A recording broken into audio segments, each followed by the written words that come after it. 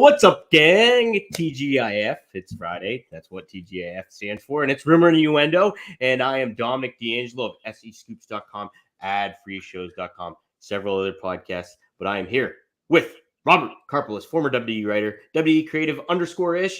Robert, man, what a Friday. We got SmackDown after Mania. It's SmackDown after Mania, which after the week that it feels like Mania was like 6 months ago. Doesn't given it? the wrestling week that we have had. What a day to be here. What a Friday. Thank you all for joining us. Shout out to a couple folks here. Mike Bellaro, happy Friday, y'all. Robert, thanks for the random That Thing You Do reference yesterday. I love that movie.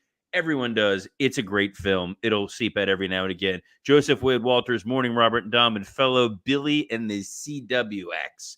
I guess that's what we're calling it now with Johnny Disco. Maybe it's going to be Billy and the TBS soon. Yeah, so I know we've got a bunch of stuff to talk about, but real briefly, was the juice worth the squeeze, Dom? Yeah. We saw the ratings.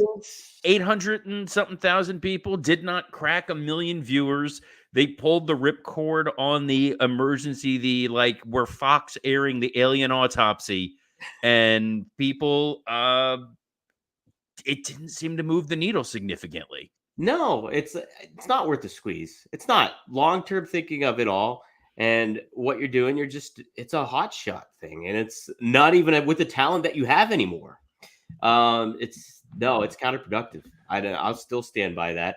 And I hate to plug this right away, but I literally just wrote an editorial for SEScoops.com talking about this whole thing and Tony Khan, and mentioned a lot of the points that you made and that we talked about. So give that a peruse, and it's advice for Tony Khan, what he should be doing.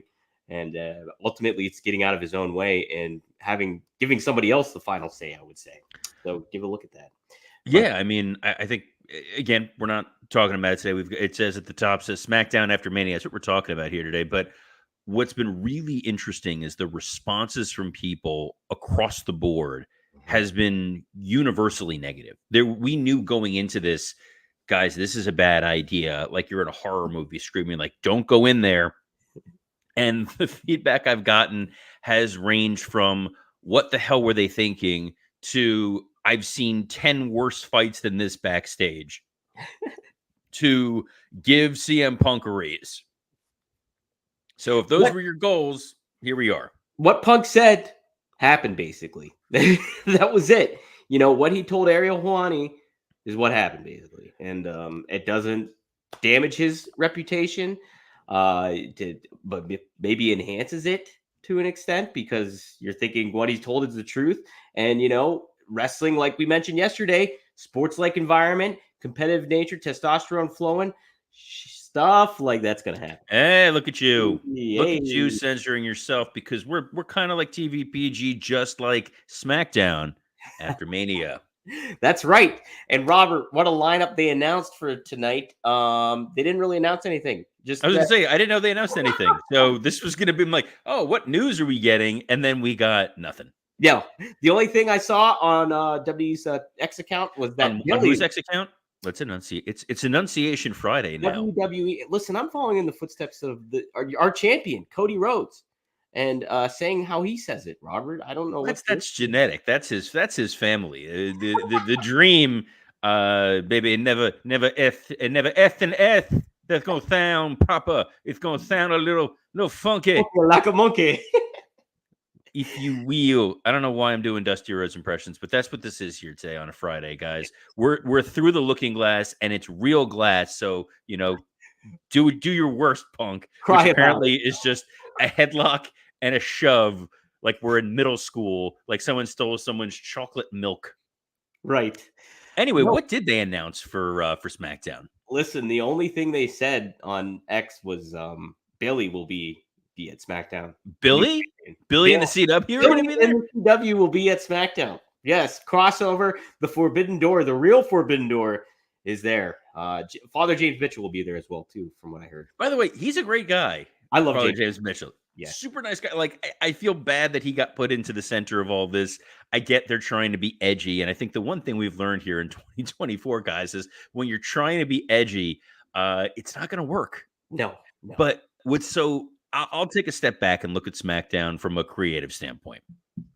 Coming off Mania, coming off Raw after Mania, you've got a draft in a couple of weeks, and most of your storylines are going to wind up going away. You've got a new WWE Universal Champion in Cody Rhodes, who was technically the champion of SmackDown.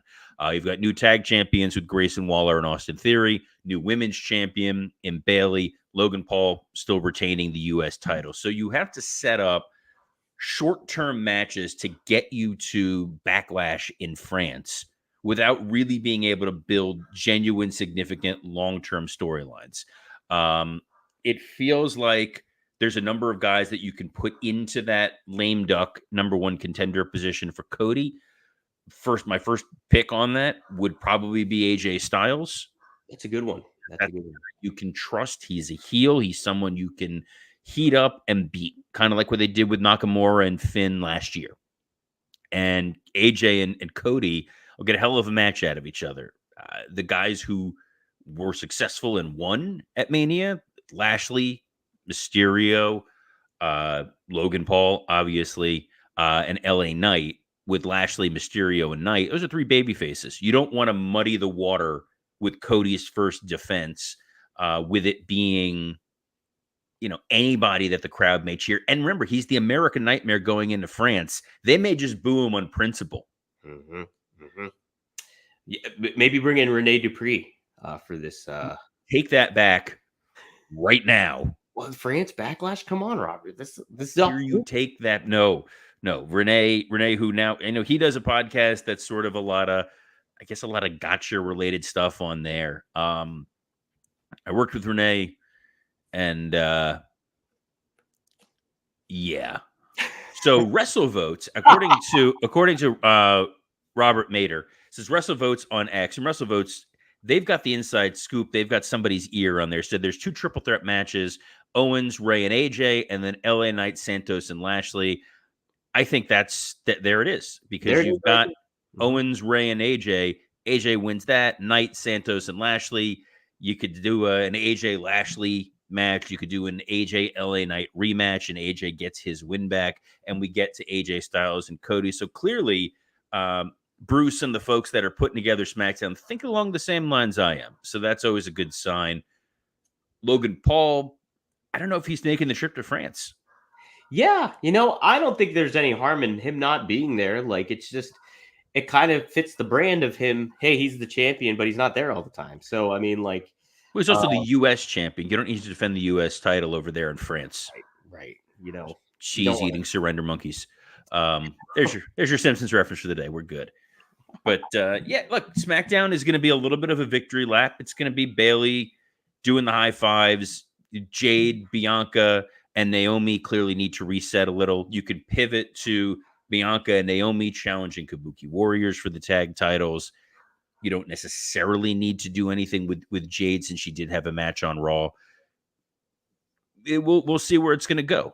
We're not going to see Roman. We're not going to see Roman for a long time. I think, Roman posted that thing on X, I mourned yesterday and today is day one, and he's in there training. We'll see the fallout with Jimmy being unsuccessful, with Solo being unsuccessful. Got to kind of rebuild the bloodline. We know Tama Tonga in the fold, waiting to appear. We know Jacob Fatu, seems like a rumor and innuendo is he has signed something with WWE. So you could have that Triple H the night after Shawn lost to Austin, and we're like, hey, here's X-Pac. Hey, here's the New Age Outlaws. We're reinforcing DX. Yeah, I think that's a good move too. And it speaks to the quote unquote extra innings that the bloodline might be going through. And so I would be all for that. Surprise wise, do you think we'll see any NXT talent kind of make a show up on here on Friday like they did on Raw? Or what are you kind of predicting? Maybe who would you like to see maybe show up on SmackDown besides the ones we just mentioned here? So I don't see anybody from NXT necessarily debuting, because we've just seen some NXT folks make their appearance. We've seen Tiffany Stratton on SmackDown. We've seen Carmelo Hayes on SmackDown. And obviously we've seen Braun Breaker on SmackDown. There is the possibility of bringing up Braun Breaker and Baron Corbin, who've been a team in NXT, to have them go after Waller in theory. Someone here, Antonio Santos, says Trick Williams. I'm not ready for Trick Williams to leave NXT No, yet. I'm not either. Yeah.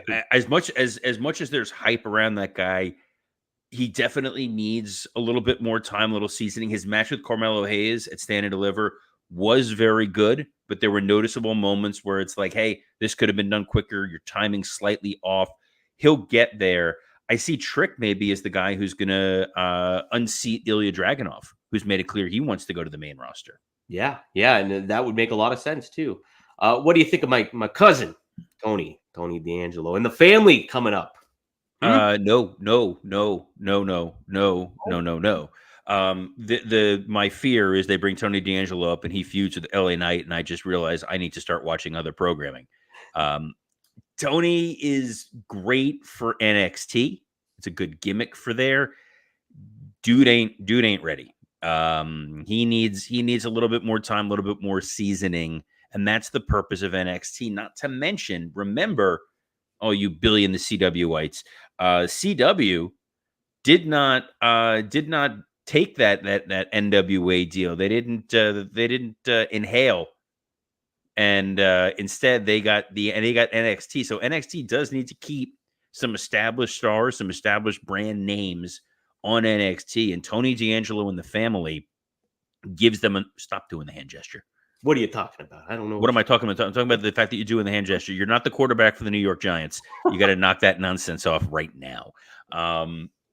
You can use Tony and the family to fill skits. I combine skits and sketches together into skets. Where we're at with it here. You can introduce new members with the family. You get a couple of different segments out of it. So Tony still has value on NXT when that goes to CW. Trick Williams, I think, is someone who you put that guy on a poster, you put that guy on billboards throughout Times Square when you're promoting this new show, people are going to tune in. That is a turning your head kind of guy. And with NXT losing Braun Breaker, NXT losing Tiffany Stratton, they're going to be losing Carmelo Hayes. Clearly, they're going to be losing Ilya Dragunov. You got to keep some of those talents that are there and build on them. Like, Santos again throws out Josh Briggs. I think Briggs is another guy he showed in that insane match that they had at Stand and Deliver. He's someone that they can really get behind and build as a top tier NXT star.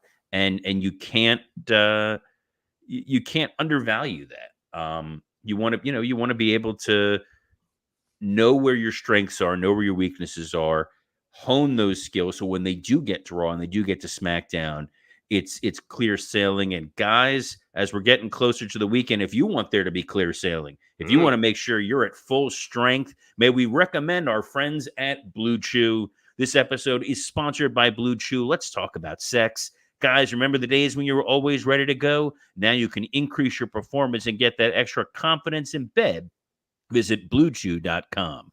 Blue Chew is a unique online service that delivers the same active ingredients as Viagra, Cialis, and Levitra, but in chewable tablets and at a fraction of the cost. You can take them anytime, day or night, so you can plan ahead or be ready whenever an opportunity arises. The process is simple. Sign up at BlueChew.com, consult with one of their licensed medical providers, and once you're approved, you'll receive your prescription within days. Best part, it's all done online. No visits to the doctor's office, no awkward conversations, and no waiting in line at the pharmacy. Think of Blue Chew as the performance center for your genitals, because it's going to get you up and running. Because, guys, Blue Chew wants to help you have better sex. Discover your options at BlueChew.com. Chew it and do it. And we've got a special deal for our listeners. Try Blue Chew free when you use our promo code RUMOR at checkout. Just pay $5 shipping. That's BlueChew.com, promo code RUMOR to receive your first month free. Visit BlueChew.com for more details and important safety information. And we thank Blue Chew for sponsoring this episode of Rumor and Innuendo. Whoo! Quick little note here at the bottom. I see that Dre Owens mentioned Hook's contract ends later this year. That was a story first broke by our good friends at SC Scoops, Dom. Hey, Michael Shalik, my boss there, he broke that news in a SC Scoops exclusive, and there's potential of WE being interested in him. Obviously, that would be a good move because I think he's he's another star, homegrown talent of AEW. If he were to go to WWE, they would build him the right way. They would position him the right way. Where AEW has had several missteps with him, I think, and not has positioned him. They've obviously booked him to be a world beater, but you don't see him a lot, and you need to see him a lot, I think. And WWE would handle him pretty well. What do you think about Hook potentially being in WWE, Robert? I mean, that was always the end game. Taz is an incredibly smart guy. Taz has been in this industry a very long time. He knows the value of what NXT can bring. He knows what that can do to help Hook. But the smart move for a lot of guys right now has been be a young guy, go on AEW TV, establish an identity so that when you do go to NXT or you do go to WWE, you mean more.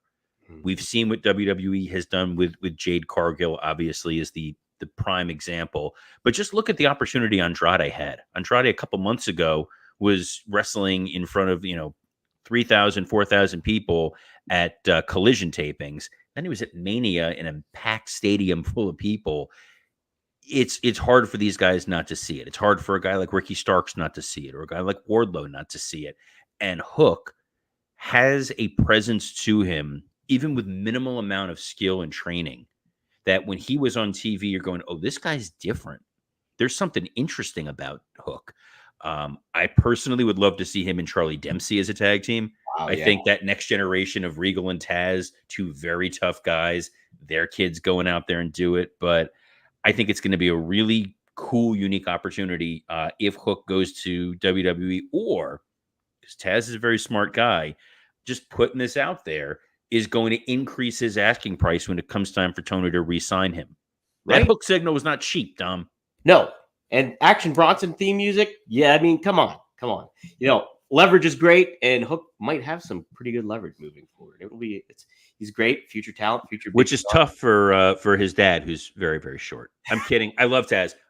Don't kill me. I worked with Taz.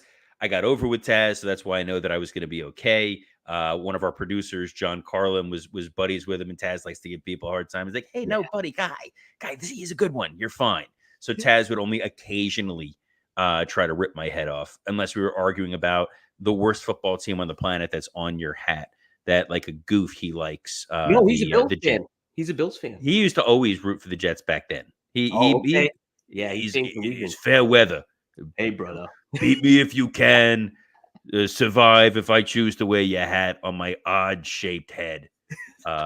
He's gonna kill me. I love Taz. Every once in a while, he'll throw me something in the DMs where I make a joke, and he's like, "You're towing the line." Hey, you're pushing the luck. Yeah, I don't want to get my ass kicked by Taz. On the other side, if they bring Hook in, we could get Hook. We can get Taz and Cole back together. Wow. Who, in a world where there's no Vince in their ear, and if they're on Netflix and there's no TV PG, it's going to make you and your brother look like Bert and Ernie. That's it. It is going to be those two together, unfiltered, unscripted, with some of the funniest stuff I ever heard in my life. Just so mean and so hilarious. And at one point they were talking about doing a radio show together, like a legit radio show, not just, talking about wrestling.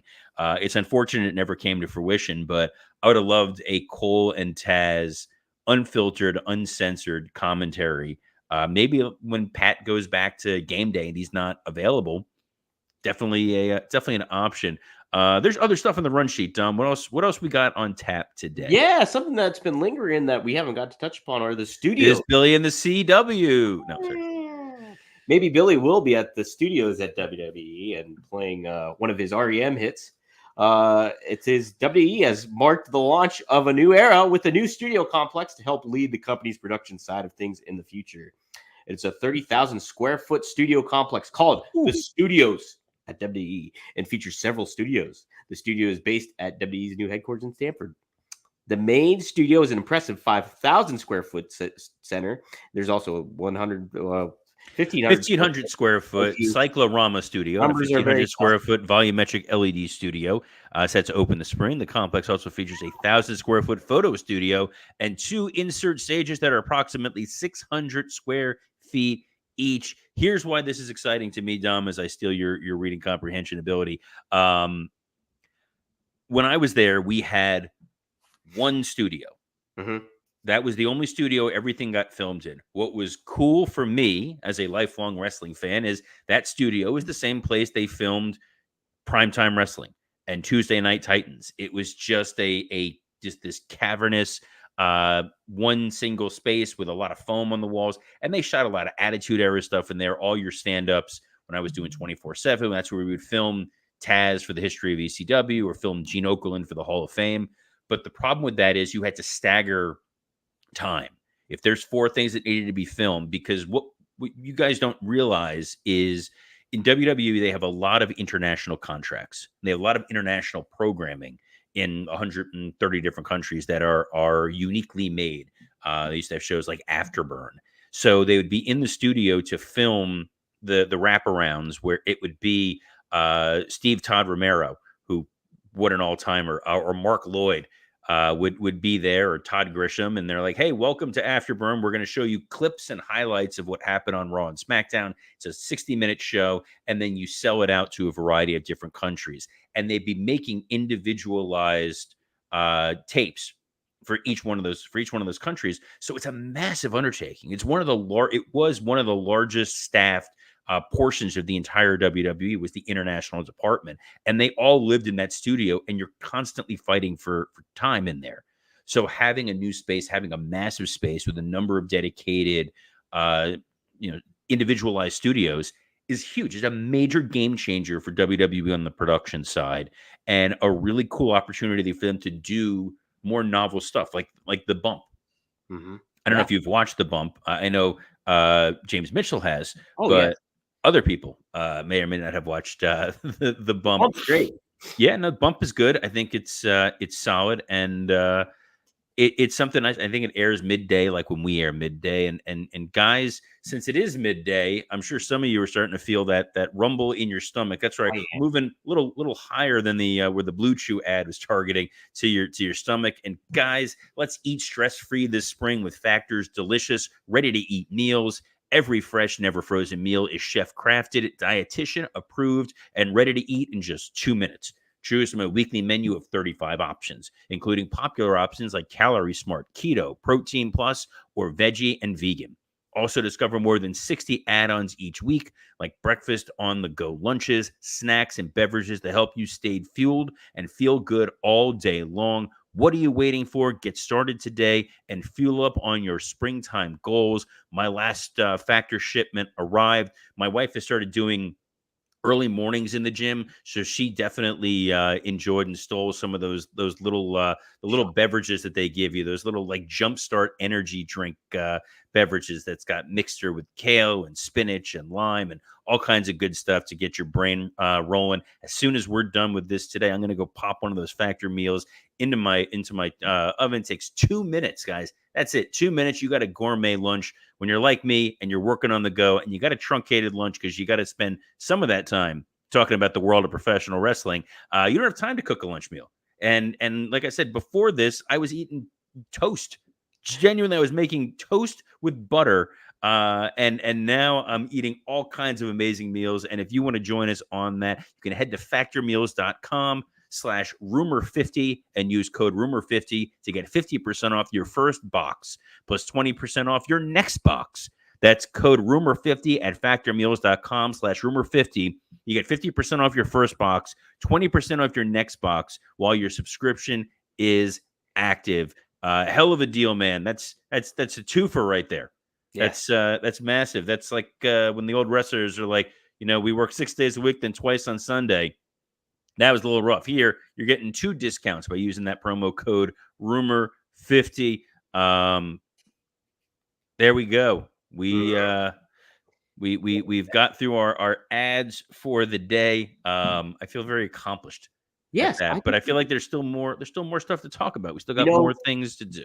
Yeah, Cody is another person that should feel very accomplished. This is another topic that's been going on throughout the week. Is Fightful Select has reported that WWE sent an internal company memo touting that Cody Rhodes' merchandise grossed over $1 million during WrestleMania weekend.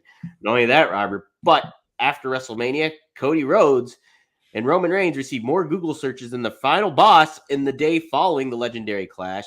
An incredible feat when you see the chart below. So yeah, Robert, Cody Did you Rhodes. just mention a chart on an audio podcast Yeah, where you're not yeah, putting it on the screen? it's No, you're a doing great. yeah, just copy that I cut and pasted. So yeah, that's I don't have a chart. There's no chart. Dom, you're the best in the business. Don't let anybody tell you otherwise. There's no chart, guys. But Cody is on the rise. And like we talked about a little bit here on the opener part of the show, but like, how do you keep him fresh, like as a champion? Because we associate the Rhodeses with the thrill of the chase. Cody's had that story going forever. Dusty was always about chasing that title. Cody's got it now. How do you plan this out for the year with Cody and make it still interesting and make him a defending champion? How do you, would you, as a former writer for WWE, how would you go about that, Robert? So it's tough right now because we know we're getting to what feels like Cody and The Rock at SummerSlam. Right. That's in Cleveland, I want to say end of August. So you've got this stretch of time where you want to make Cody feel important. You want to make him feel like he's an integral part of the show. But the list of challengers that are really ready to go after Cody outside of, like I said, AJ Styles, it's not a huge number. Unless you're planning on turning someone, unless you're planning on turning Kevin Owens or turning Randy Orton, who are major big time names who can go after it, there isn't somebody that you're going, this is the next guy in line. People's mind jump to Gunther. And they go, well, what about Gunther? You got to save Gunther. Gunther is a guy you can get to at WrestleMania 41. There is money to be made in Gunther taking on Cody Rhodes at 41. You look at it now, it's almost a little strange that there really is not a direct, like, here's our next shoe-in challenger for Cody Rhodes. Once they shift everything with the draft, we'll be able to see where the dust settles. You could do diminished returns and see him take on Solo or take on Jimmy Uso. We all kind of know where that's going. None of that really excites people. And you're not just going to do a Cody Roman rematch. Before that Backlash was the easiest pay-per-view to book, quite frankly, because it was a cheat. It was usually the rematches coming off of WrestleMania because Mania, a lot of pressure, a lot of stress, a lot of eyeballs. The guys are very, very tense. They want to deliver on a big stage. And then once they find that groove and you get that rematch at Backlash, sometimes those Backlash rematches are better than the Mania match. I think there are some matches at Mania that will benefit from a rematch simply because they're not out in the freezing cold. Yeah. But Cody, as the man right now, we'll see who those challengers are going to be. A lot of the other top names on SmackDown are baby faces. So you don't want to put him in that position. And the heels coming off Mania, Karrion Kross, lost, Santos Escobar. Not only did he lose, I don't think him or Kross are ready to be moved up to that top slot. And I don't think you want to start using Cody's star power on the rise to try to elevate other people. You need somebody that's kind of easy for him to slide into that position. So I'll reiterate now a third time. I feel like AJ checks off all those boxes for me. And I'm not even like the biggest AJ fan in the world. I like AJ. I think he's very good. He's not the guy where I'm going, yeah, that's my A1. Like, I can't wait to see it. But I think it'll be a very solid thing for them to do. Or you turn Orton, who's perfectly fine being a heel. He enjoys being a heel. Or Kevin is perfectly fine being a heel, enjoys being a heel. A lot of interesting stories, some interesting questions as we move forward towards the May pay-per-view, the Backlash en Francais, May 4th, right? I believe it's May 4th. Yes, I believe it's Star Wars Day. It's May 4th. Oh, it may be with you. Yes, I think AJ's the best choice you could possibly make. I think to start Cody off, and you mentioned it. Magnum TA mentioned it too, and you mentioned that other people have mentioned it too. So it's the way to do it. I've mentioned that other people have mentioned what I've mentioned. That made total sense. Speaking of our boy Magnum TA, you did a live show with him and Greg Gagne yesterday, didn't you? Yes, I did. We covered Cody Rhodes was our topic, the spotlight, and just being a generational wrestler like Greg Gagne was, or like Randy Orton, and talking about going through those. Bless your heart that when you're like generational star and the first name you name is Greg Gagne. Because when you think second generation star who definitely eclipsed their dad, the first name that comes to you is Greg Gagne. Thank God you don't do a show with David Flair. Well, no, that's the thing is, so we cover that and what it's like to be kind of like, hey, trying to achieve what your father achieved and all that kind of stuff. So we talk Hold about on, that. hold on. Eric Watts is calling me right now. Oh, okay, okay. I'm Getting on kidding. the horn. He can't afford a phone. Okay. But yeah, no, we covered that. It was live. We're going to make that a consistent thing too, going live on YouTube. Go to the fourhorsemannetwork.com, fourhorsemannetwork.com. Orange Chair obviously shows on there, but you can catch Straight Talk with the Boss, Magnum TA and Greg Gagne. Nothing makes me feel dumber than the fact that Magnum TA and Greg Gagne can figure out how to log into this. And it took me, I had to have someone like with Streamer, like walk me through how to log in live onto this show when I first started. And you got Magnum TA, who's just like, I got this, brother. Yep. He had it. He was Kills on the me. ball.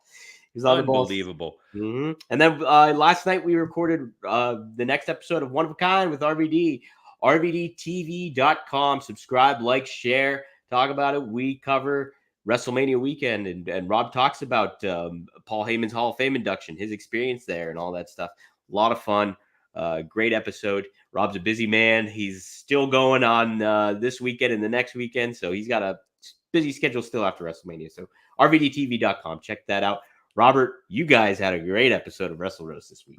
Yeah, that just dropped last night. It was myself and professional comedians Dan St. Germain, Mike Lawrence, and Scott Chaplin. We broke down and had a breakdown while talking about the AEW choice to show the CM Punk footage. We also talked about both nights of WrestleMania and the Raw after Mania.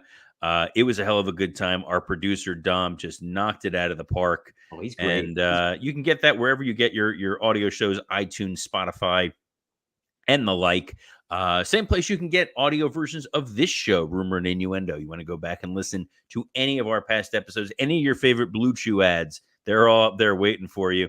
Or you can catch us live every Monday through Friday across a variety of X platforms, including the WWE Creative _ISH, Dominic D'Angelo, Podcast Heat is who makes this show possible, SE Scoops, and on YouTube, on Rumor and Innuendo, and ad-free shows, except for Monday, because that damn Jeff Jarrett. Dang it.